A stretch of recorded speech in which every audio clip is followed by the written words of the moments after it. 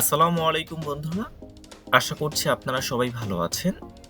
আজকে আমরা যে স্ট্রিট ভিউটা দেখব তা হচ্ছে চেরাপুঞ্জির আঁকাবাঁকা রোড এবং এই রোড ঘিরে পাহাড়ের দৃশ্য দেখতে কেমন তা দেখব।